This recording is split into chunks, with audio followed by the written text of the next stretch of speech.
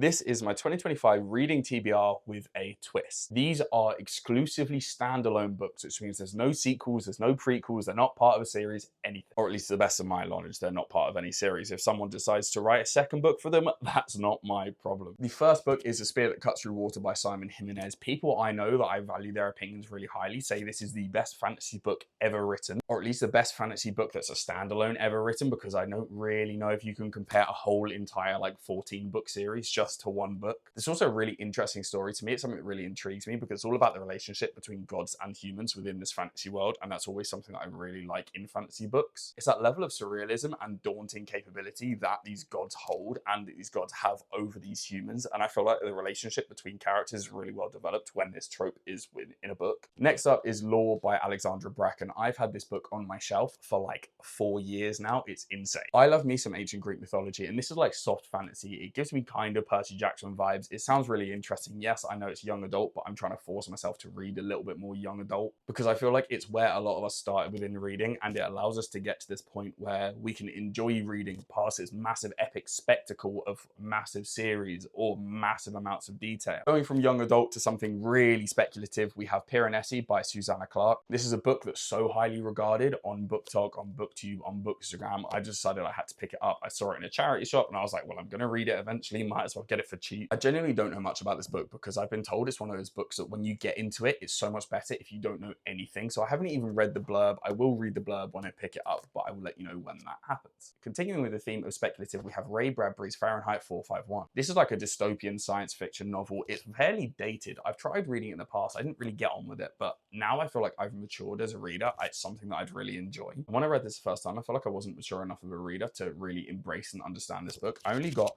44 pages in, and I don't think that's enough to judge a book of this caliber by. So I'm going to pick it up and I'm going to try reading it again.